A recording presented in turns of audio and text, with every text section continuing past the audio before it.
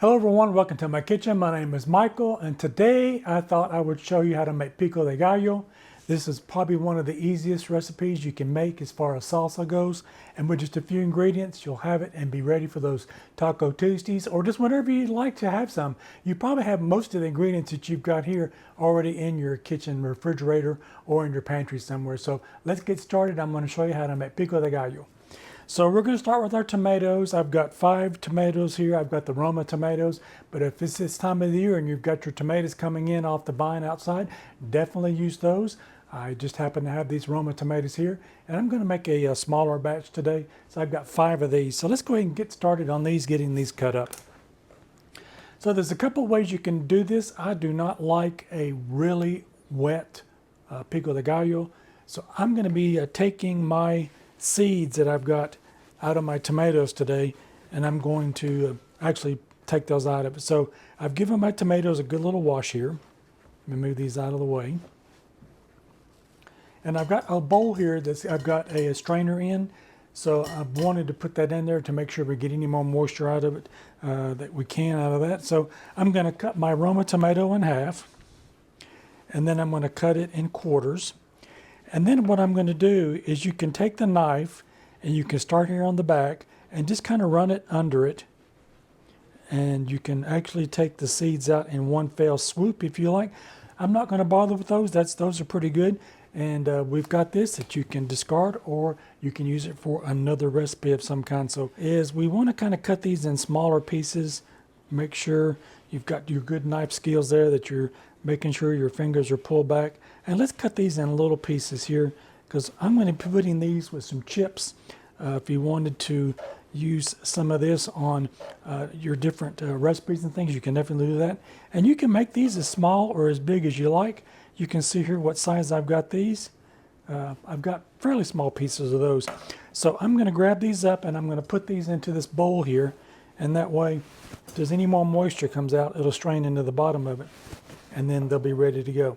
But definitely, if you like, a little bit more moisture in your Pico de Gallo, you can leave the seeds in. The Roma tomatoes don't have a lot of seeds in them anyway, but if you're using your heirloom or the ones that you're, other ones that you're growing, or the big ones that you get at the market, you can definitely use those.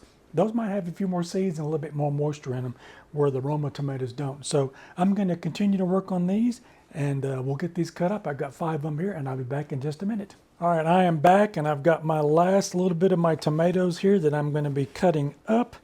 And we've got a pretty good sizable amount here. Definitely, this is a basis for the recipe. You can definitely make as much or as little of this as you like. So I've got my bench scraper, because that make life a lot easier. So if you've got the tools, break them out when you want to use them. All right, so I've got my tomatoes now in my colander here in a bowl. And there's not a lot of juice coming out of these because I've taken all of those out with the seeds and things. So you can see here what I took out of the tomatoes with those. So definitely I'm going to let those sit there for just a little bit, and I'm going to work on my other ingredients. I have an onion here. You can use any kind of onion you like. This one is a sweet Vidalia onion. If you want to use the white ones or the yellow ones or the red ones, if you want to kind of keep the color of your Pico de Gallo, you can definitely use the red ones with those. I'm going to cut this Vidalia in 2, and I'm going to go ahead and take the root stem off and the top of it. And I'm going to peel that outside off. I don't want that in my pico. It's a little tough, and you definitely want to take that off of your onions. And then we're going to cut these in the same size pieces that we have cut our tomatoes up. We want everything to kind of be the same size. So I'm going to go ahead and give these a slice up like that.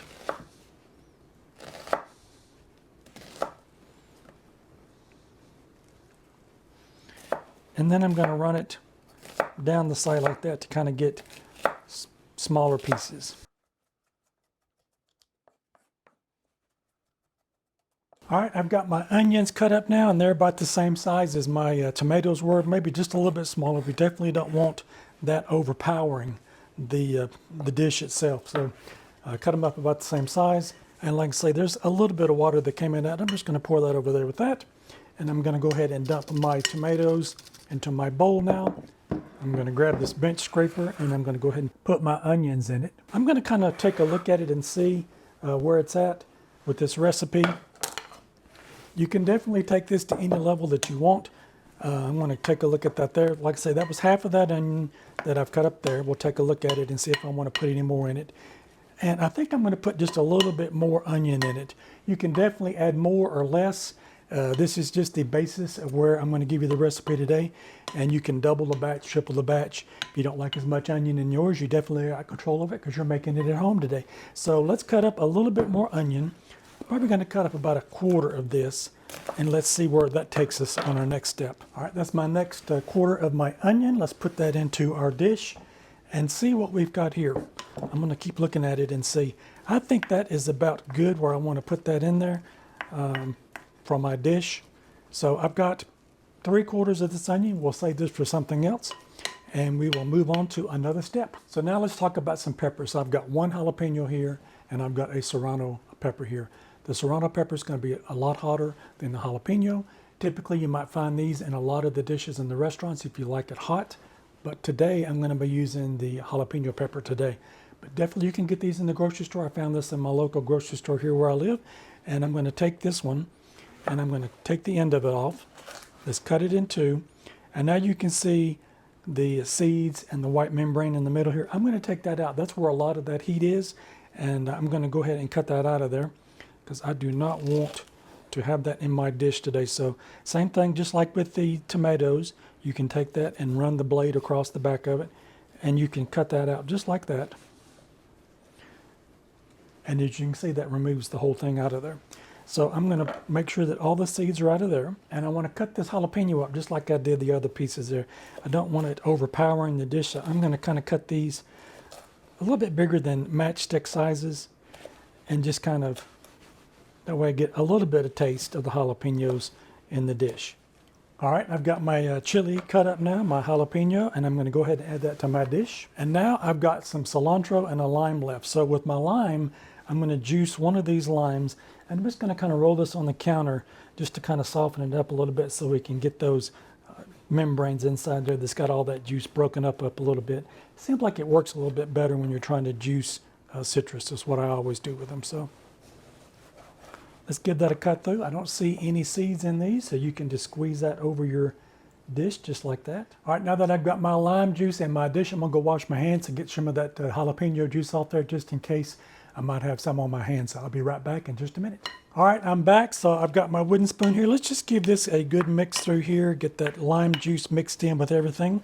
That already looks so delicious and the smell of that is incredible. I have some cilantro here that I've got sitting in some water. That's how I keep mine in the refrigerator. That way it doesn't wilt too bad. I'm going to grab me off some of this and give this a wash in the sink. All right, my cilantro, I've given that a good wash now. I do not want the stems in this dish at all today, so I'm going to pick the leaves off of it and just pull all that off. It's real easy to do. You don't want all that toughness from those stems in there, so you can just pull those leaves right off of there. All right, now that I've got all of my stems removed from the leaves here, I'm just left with the leaves. I'm going to go ahead and give these a little bit of a dice up.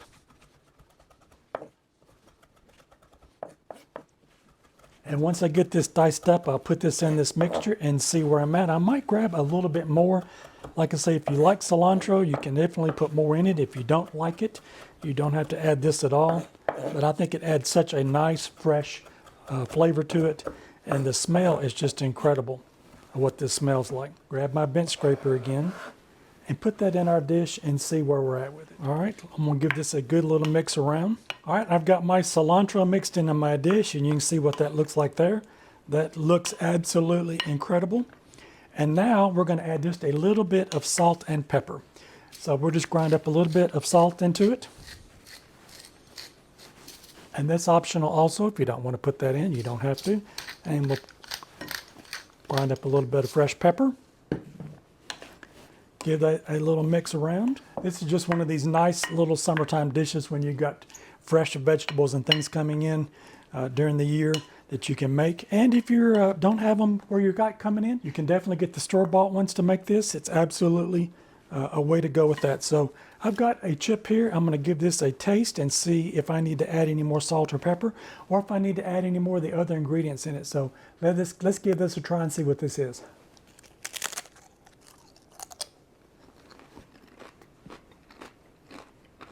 That is absolutely incredible.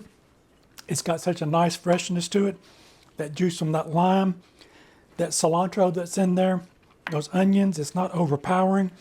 Like I said, you can do so much with this. You can add more of anything that you've got in here, or you can take it away if you don't like some of the ingredients you've got in there. Definitely give this a try. It is so easy to make, and you can see how fast this came together. I hope this has inspired you to make your Pico de Gallo at home. It is so easy to make, and it's got just a little bit of moisture in the bottom of it, not a lot, but definitely if you want to leave the seeds on the tomatoes, you definitely can. That is completely up to you. So if you like this content, maybe you might consider giving me a thumbs up. I would really appreciate it. And maybe you might want to check out one of these other two videos over here. You might find something else you like. Don't forget to like, share, and subscribe. And I'll see you in my next video. Give this Pico de Gallo a try. I know you're going to love it. Bye-bye now.